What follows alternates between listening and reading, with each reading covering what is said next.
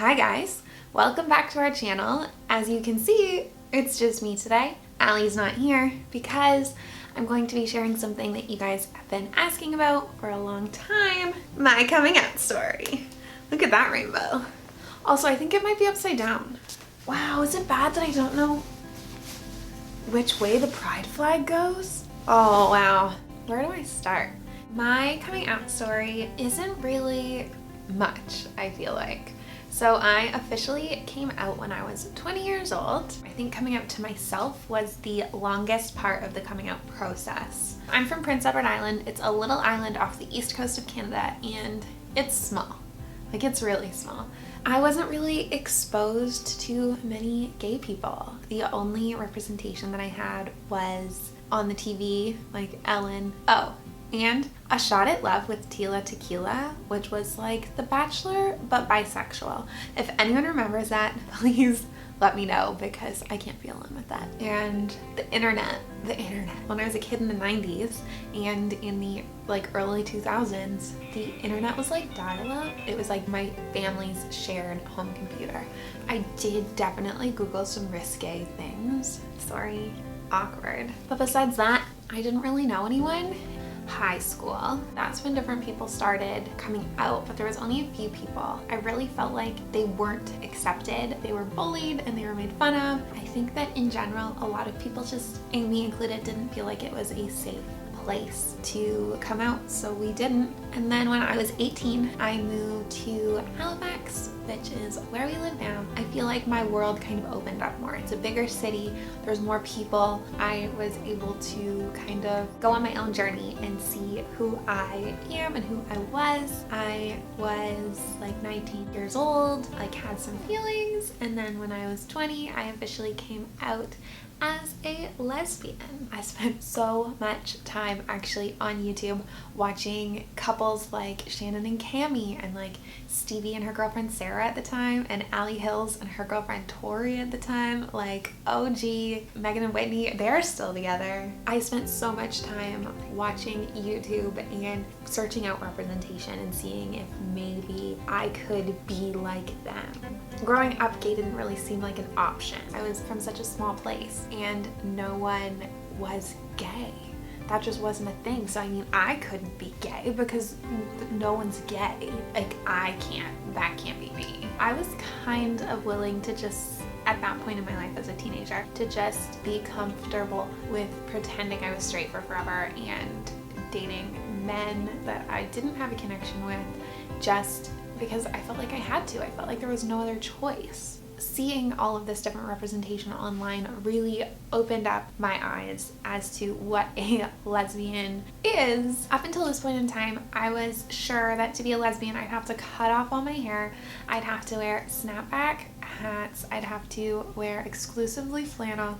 I didn't really see any femme lesbian people in traditional media. YouTube and Tumblr like blew my world wide open. And then Allie was actually my first serious girlfriend. So up until that point in time, I'd like kissed girls, and I was that girl that would like get drunk and like kiss all of my friends and kiss all of the girls. Allie was my first serious girlfriend, and I am so lucky. But it just worked out. She is like the most perfect human ever. I couldn't ask for a better wife. Like, she is amazing. And now we've been together almost 6 years. A lot of you might be wondering how people reacted. I think I built up their possible reaction so much in my head that I was absolutely terrified to come out. Like, I was so scared. I remembered every single thing that anyone had ever said bad about gay people. I remember every slur that was used, every like joke that was used by like friends and family,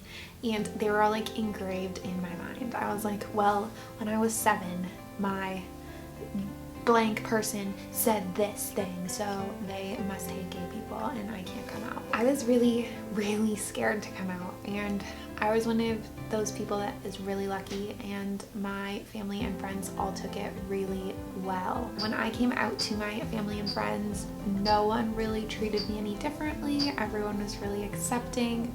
I mean, I do feel like there was a few people that took longer to come around than I would have liked. A lot of people had built up like an expectation of what my life would be like, including me. That expectation not it being what was going to happen. I think it's hard for people, especially like family members who've known you forever and they saw you as a little baby and they were imagining what your life would be like.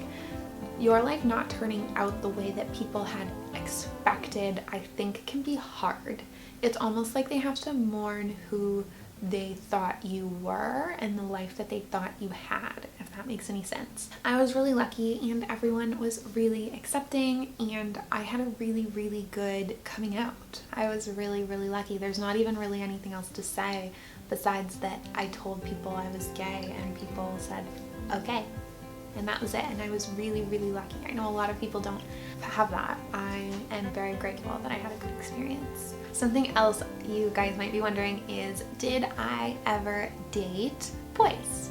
And the answer to that is yes, I did date boys. And if you are a boy that I have dated, you might want to now turn this off because this might hurt your feelings. So when I was dating boys, I went for people that I could fix because it was kind of a job or something to do and it made me feel something. I had a lot of trouble connecting emotionally in those relationships. It just like we weren't compatible and I wasn't comfortable and I wasn't happy. It's weird looking back on because it almost feels like a different person and like I was hiding. I don't think that by dating boys when I was younger it makes me any less of a lesbian or any less valid now. I don't think that not being a quote-unquote gold star lesbian is a bad thing. I just want to encourage anyone who has experimented with dating different people and then feels like they're not valid in a certain community because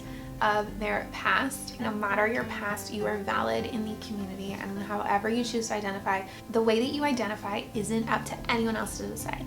You can identify as whatever you want, no matter your past, no matter your dating history, no matter anything. You can decide your label, and that is a beautiful thing, and that is completely okay. Don't be ashamed of your past. Just don't worry. You're you, and everything that has happened in your life and everything that is happening in your life is part of your story. And I know parts of your story can be really hard and you want to hide them sometimes just to like feel more like you can fit in, but your story is your story and it's beautiful and it's brought you to where you are now and where you're going, and I have faith that all of you amazing humans are going to do wonderful things. And yeah, just love you all and thank you so much for watching.